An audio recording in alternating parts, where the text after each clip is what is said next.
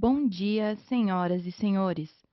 Sejam bem-vindos à conferência da Ambipar para a discussão dos resultados referentes ao primeiro trimestre de 2025. Estão presentes o Sr. João Arruda, diretor financeiro, e Pedro Petersen, diretor de Relações com Investidores da Ambipar.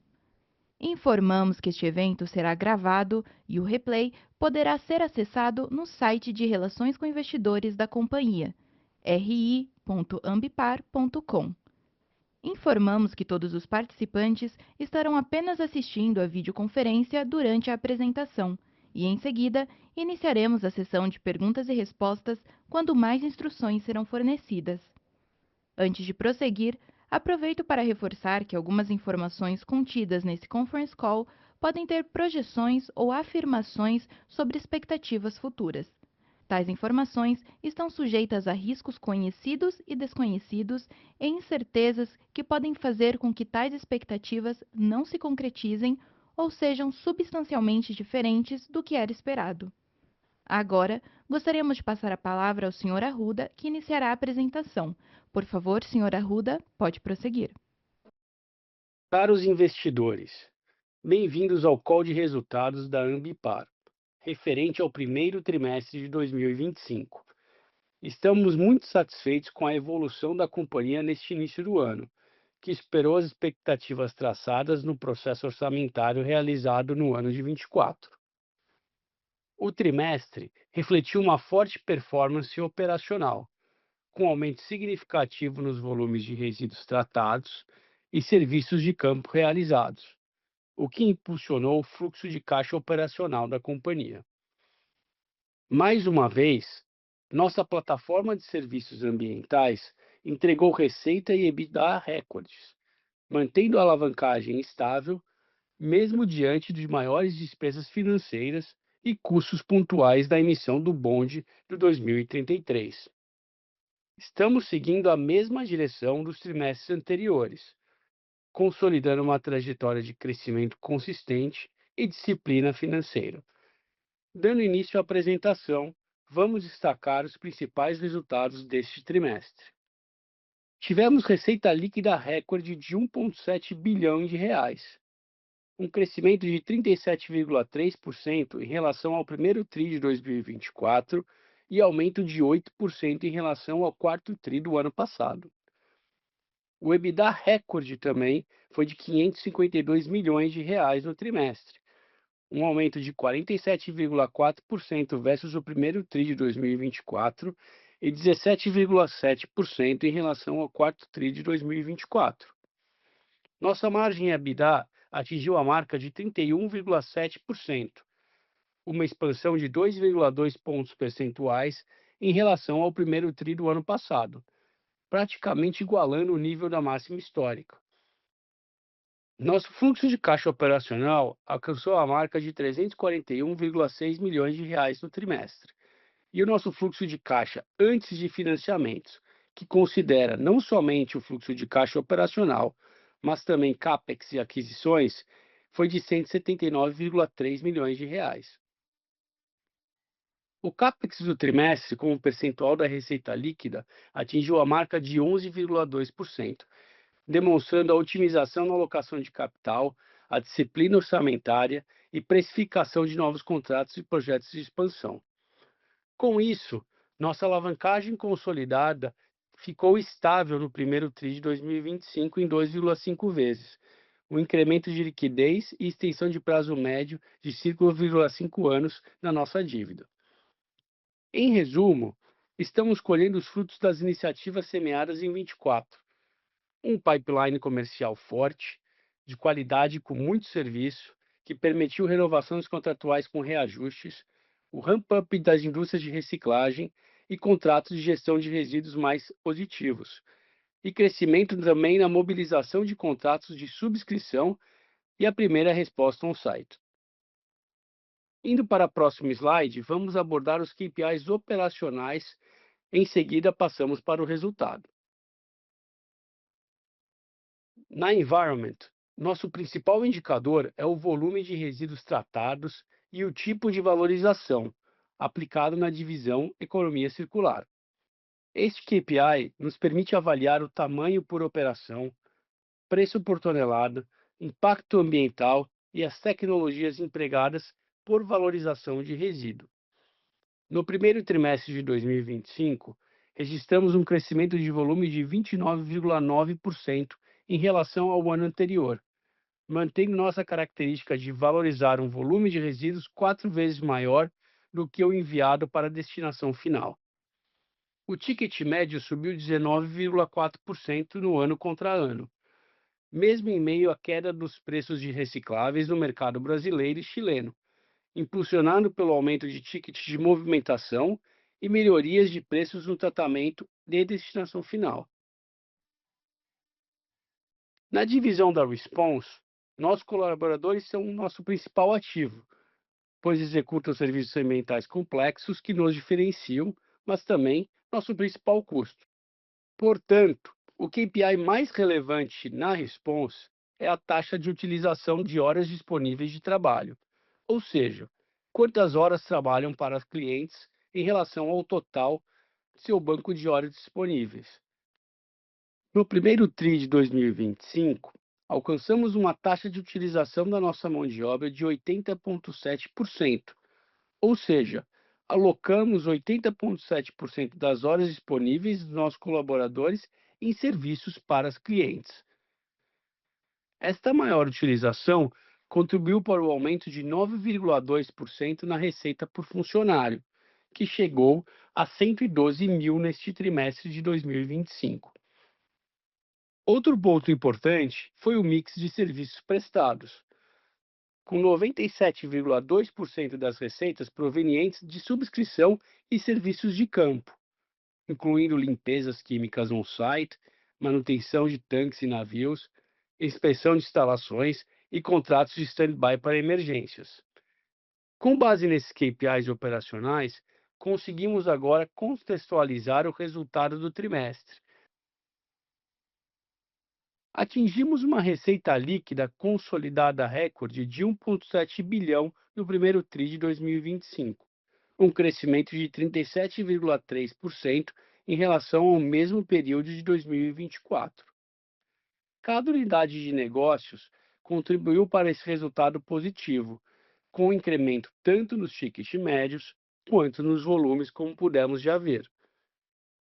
O segmento da Environment teve um crescimento notável, de 58,4% versus o primeiro TRI de 2024 em sua receita, impulsionado principalmente pela valorização de recicláveis, tratamento de água e efluentes e movimentação de resíduos.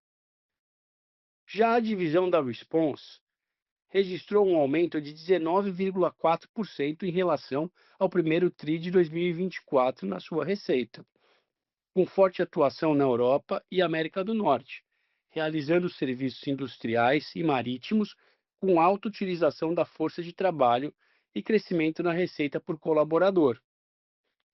Vamos agora para o próximo slide, onde falaremos sobre o EBITDA e a margem da companhia. O EBITDA do primeiro TRI de 25 atingiu a marca de 552 milhões de reais, um recorde absoluto para o período, representando um crescimento de 47,4% em relação ao primeiro TRI de 2024. A margem EBITDA da Ambipar expandiu também 2,2 pontos percentuais, alcançando a marca de 31,7%.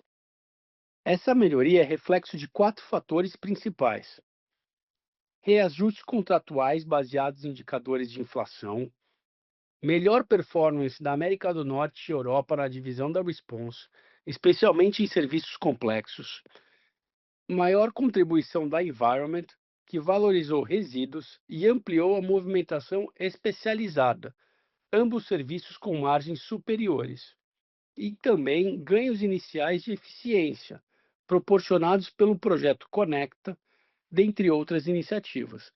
Já colhemos resultados positivos nessa frente, mas ainda são ganhos iniciais de eficiência, considerando o tamanho do ecossistema da Ambipar.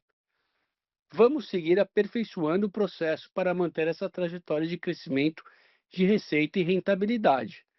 Não obstante a sólida performance operacional, o lucro líquido recorrente do trimestre ainda foi negativo em 106,3 milhões de reais.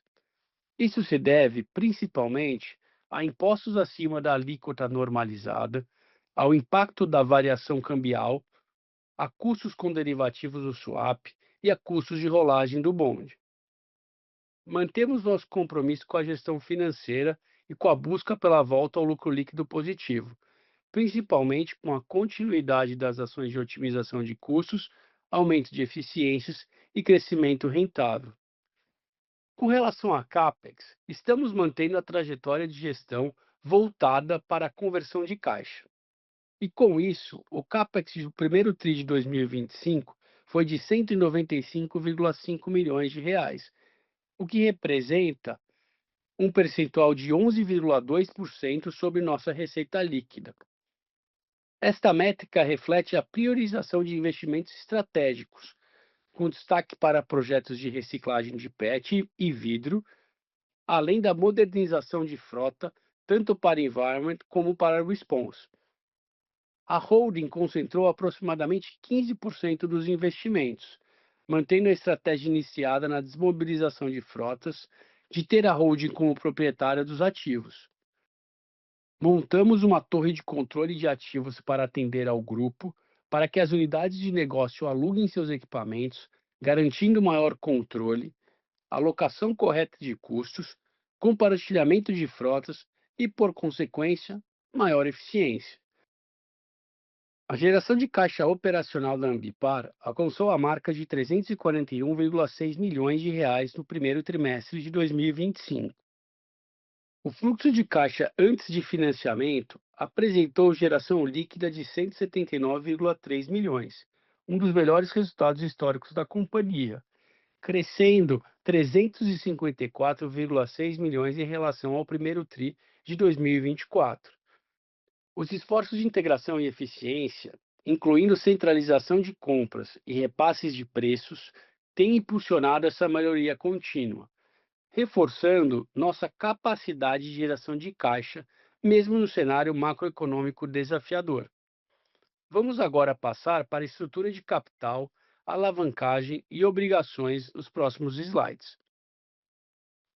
A manutenção da geração de caixa operacional após os investimentos possibilitou que mantivéssemos a alavancagem estável no primeiro TRI de 2025, em 2,5 vezes.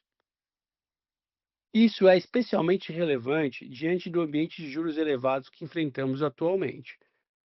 Manteremos o que consideramos estratégia correta de dar continuidade ao processo de desalavancagem, buscando operar com níveis ainda menores de endividamento, cortando custos e priorizando investimentos que geram crescimento rentável. Em projetos de expansão, temos buscado selecionar aqueles com vantagens competitivas claras e financiamentos verde com juros vantajosos, priorizando o crescimento que ajudam na desalavancagem da companhia.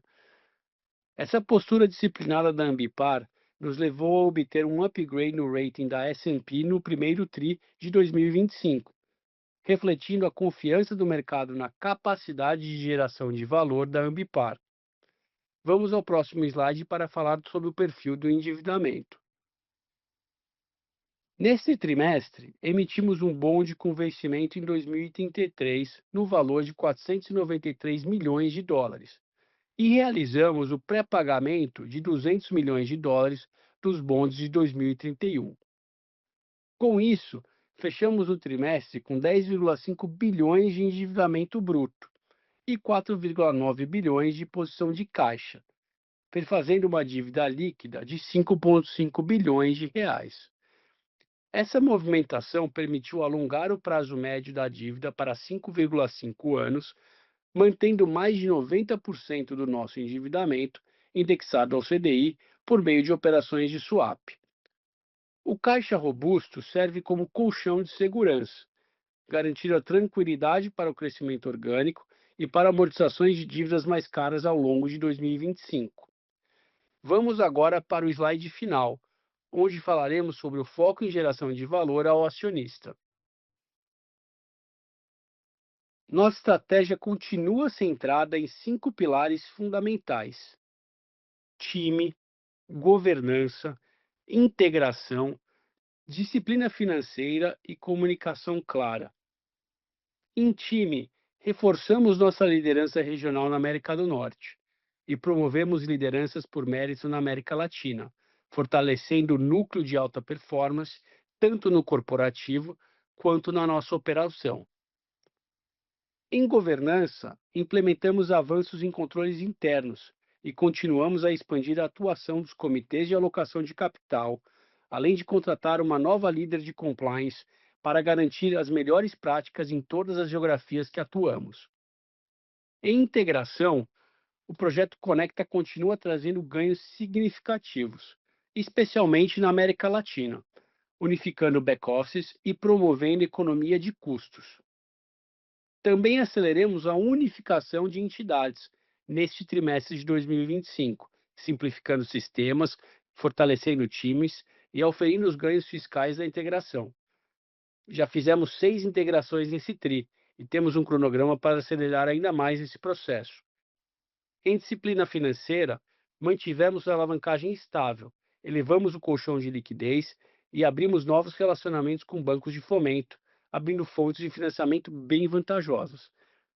E em comunicação, consolidamos materiais de marketing e marca e aprimoramos a comunicação interna, engajando o time também, fortalecendo nossa imagem perante a clientes e investidores. Sabemos que o ano de 25 reserva desafios, especialmente nesse cenário macroeconômico, mas seguiremos comprometidos em fortalecer a Ambipar e gerar valor sustentável aos nossos acionistas. Um agradecimento agora especial aos nossos colaboradores, pelo empenho diário que torna tudo isso possível.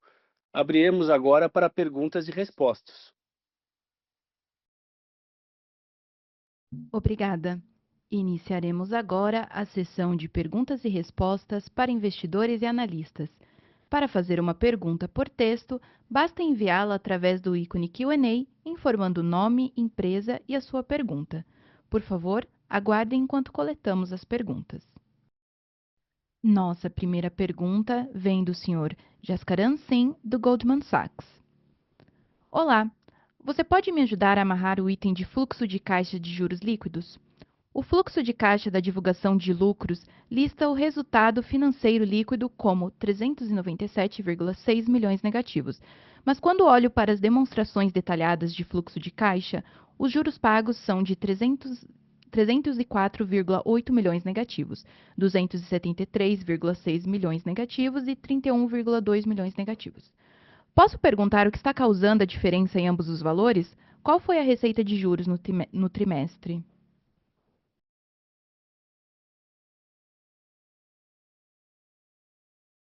Quem fala é o Pedro. A gente tem diferenças entre o fluxo de caixa e os juros no income statement por conta do período de reconhecimento e período de pagamento de juros. Então, contabilidade de competência e contabilidade de caixa. Os nossos juros dos bonds são pagos tipicamente no primeiro e terceiro TRI, e os juros das debêntures, que são outras fontes de financiamento, a segunda maior fonte de financiamento da companhia, são no segundo TRI e quarto TRI. Então, isso explica essa diferença que você está apontando, e a gente pode entrar em mais detalhes depois sobre isso. Obrigado. Nossa próxima pergunta vem do Sr. Gustavo Genuer, investidor. Olá, bom dia. Parabéns pelos resultados. Gostaria de saber mais sobre a Ambipar Waters, que foi criada. A intenção da companhia é entrar no mercado de águas municipais ou em algum outro segmento? Oi, Gustavo. A Ambipar Waters foi uma evolução natural do nosso portfólio. Quando a gente trata os resíduos sólidos dos clientes, existe também uma demanda pelo tratamento de efluentes das plantas industriais dos nossos clientes. Então ela entra para complementar, para a gente fechar ainda mais a nossa oferta, ganhando escala e qualidade de atendimento, conveniência para os clientes industriais que a gente atende. Esse é o principal segmento que a gente tem almejado nesse segmento de negócio. Obrigado. Nossa próxima pergunta vem do Sr. Leandro Neto, do Bradesco BBI. No resultado, vocês comentam que incorporaram 13 CNPJs. Poderiam nos passar um update sobre esses processos e o que devemos esperar para 2025? Sobre a alavancagem, vimos que ela ficou flat tri contra tri. Como devemos esperar a trajetória dela ao longo do ano? Oi, Leandro. A estratégia de incorporações ela visa simplificar a companhia. Na medida em que a gente enxuga a estrutura societária, a gente reduz custos indiretos e aproveita ágio, né, de determinadas sociedades que existem ainda no organograma societário. E o objetivo é acelerar essa estratégia ao longo do ano. Temos um cronograma interno que a gente espera reduzir as sociedades que existem em excesso e que não são necessárias hoje do ponto de vista operacional até provavelmente entre primeiro e segundo tri do ano que vem. Então, aos poucos vocês vão começar a ver fluir pelo resultado o aproveitamento de ágio e a junção de lucro com resultado financeiro cujo objetivo é reduzir nossa alíquota efetiva. Então a gente está bastante animado com esse processo, temos um time dedicado, bastante competente, que já fez isso em outras companhias, esse processo de simplificação, e vamos acelerar. Em relação à alavancagem, como a gente escreve no release e como o João falou na apresentação, a gente continua com o objetivo de reduzir a alavancagem, então a companhia está trabalhando bastante forte em seus programas de eficiência, para poder, mesmo em um ambiente macroeconômico desafiador, como a gente falou, com juros próximos à sua máxima histórica recente no Brasil, que a gente continue a trajetória de desalavancagem. Obrigado. Nossa próxima pergunta vem do Sr. Giuliano AGG, do UBS BB. Bom dia, tudo bem? Podem passar para nós quais são as prioridades para 2025? Além disso, essa guerra de tarifas dos Estados Unidos pode impactar vocês? Oi, Juliano, tudo bem? Muito obrigado pela pergunta. As prioridades de 2025